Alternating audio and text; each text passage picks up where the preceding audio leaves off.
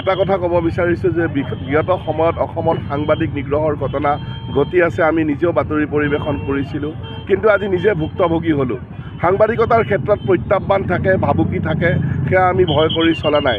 কিন্তু মোৰ 8 বছৰীয়া আজি নাবালক সন্তানক এজন প্ৰশাসনিক বিষয়া, আইনৰ ৰক্ষক প্ৰশাসনিক বিষয়া হিতেশ দেৱ শৰ্মা, তেখেতে যি ভাবুকিৰ মাজলৈ টানি আনিছে।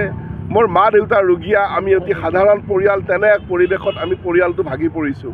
এই ক্ষেত্ৰত সমগ্ৰ অসমবাসী, বিভিন্ন দল সংগঠন সকলোৱে মোৰ সমৰ্থনত যিখিনি মাত মাতিছে, মই কৃতজ্ঞ।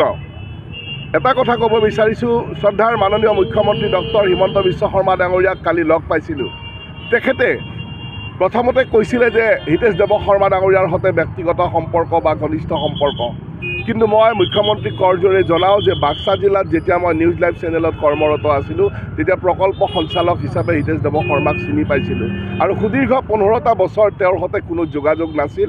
আৰু আমি সকলোৱে অসমবাসী, জুবিন গাৰ্গৰ আমি সেই মহাপ্ৰয়াণত আমি মৰ্মাহত, আৰু জুবিন গাৰ্গৰ মৃত্যুত জড়িত 5 গৰাকী ব্যক্তিক, সিদ্ধাৰ্থ শৰ্মা, শ্যামকানু মহন্তক নিকাচীৰ কাৰাগাৰলৈ যেতিয়া লৈ অহা হৈছিল, চেনেলৰ নিৰ্দেশ মতে বাতৰি পৰিৱেশন কৰিবলৈ গৈছিলোঁ। আৰু সেই বাতৰি পৰিৱেশনত অতিৰিক্ত আৰক্ষী অধীক্ষক গীতাৰ্থ দেৱ শৰ্মাৰ যি লাঠিচালনাৰ দৃশ্য NKTVত প্ৰচাৰিত হোৱাৰ পিছতেই তেওঁৰ পিতৃ হিতেশ দেৱ শৰ্মা ডাঙৰীয়াই মোক এনেধৰণৰ কথাৰে ভাবুকি প্ৰদান কৰি ল'লে, আৰু সেয়া সত্য নাছিল, মোৰ ভিডিঅ' বুলি তেখেতে জনাইছিল। কিন্তু যি নহ'লেও তেখেতে আইনৰ আশ্ৰয় ল'ব পাৰিলেহেঁতেন। ভয় ভাবুকি আমাৰ ক্ষেত্ৰত থাকে, এয়া নতুন কথা নহয়, কিন্তু সঁচাকৈ ভাগি পৰিছোঁ। কণমানি এটি দেৱ শিশু, একমাত্ৰ মোৰ সন্তান, 8 বছৰীয়া নাবালক সন্তানক যিদৰে তেখেতে ভাবুকি দিছে। আৰু ভাগ্য ভাল যে মোৰ যিটো ফোন, এই ফোন মই নিজে কোনো ৰেকৰ্ডিং কৰাৰ ইচ্ছা প্ৰকাশ কৰা নাছিলোঁ। ছিষ্টেম মতে অটো ৰেকৰ্ডিং আছিলে আৰু মোৰ মোবাইলত ৰৈ গৈছিলে, আৰু ৰৈ যোৱাৰ পিছতেই এই ফোন টেপটো মই মোৰ মুখ্য সম্পাদক ডাঙৰীয়াক দিছিলোঁ, আৰু তেখেতে আৰক্ষী সঞ্চালক প্ৰধানক এই অডিঅ' ক্লিপটো লগে লগে দিছিলে, আৰু তাৰপিছতে ঘটনাই আজি এই ৰূপ ল'লে।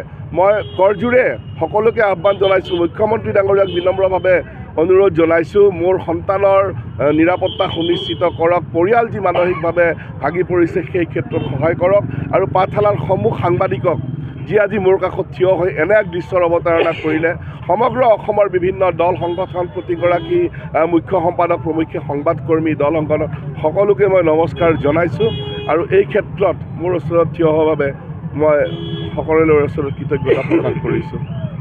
প্ৰথমে ৰাজপত্ৰিত বিষয়া, প্ৰাক্তন বিষয়া হিতেশ দেৱ শৰ্মাক আমি গ্ৰেপ্তাৰ কৰা বিচাৰিছোঁ, আৰু সাংবাদিকৰ নিৰাপত্তা সুনিশ্চিত কৰক, আৰু অতি শীঘ্ৰে হিতেশ দেৱ শৰ্মা নামৰ ব্যক্তিগৰাকীক, মুধা ফুটা ব্যক্তিগৰাকীক অতি শীঘ্ৰে গ্ৰেপ্তাৰ কৰক। নাজানো অসম চৰকাৰৰ কি দৰদ আছে এই বিষয়াগৰাকীক লৈ, আজি ইমান দিন হৈ গ'ল, আজিলৈকে কিন্তু গ্ৰেপ্তাৰ কৰিব পৰা নাই।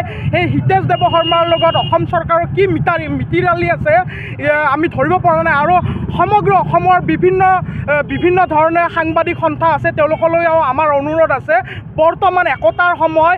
আমি যদি সাংবাদিকসকল যদি একতাৰে কাম নকৰোঁ, কিন্তু কেতিয়াবা চৰকাৰী মহলৰ পৰা বা হওক যিকোনো ব্যক্তিয়ে কিন্তু সাংবাদিকক কিন্তু অপকাৰ কৰাৰ প্ৰতি মুহূৰ্ততে কিন্তু চেষ্টা কৰি থাকে। গতিকে আমি সাংবাদিক সন্থাসমূহলৈ অনুৰোধ জনাইছোঁ, সকলোৱে একতাৰে এই ৰাণা ডেকাৰ সপক্ষত মাত দি পেলাই সকলোৱে প্ৰতিবাদ কৰক, আৰু অসম চৰকাৰক বাধ্য কৰাব লাগে অতি শীঘ্ৰে হিতেশ দেৱ শৰ্মা নামৰ এই মুধা ভটা ব্যক্তিগৰাকীক যাতে গ্ৰেপ্তাৰ কৰক, তাকে আশা কৰিছোঁ।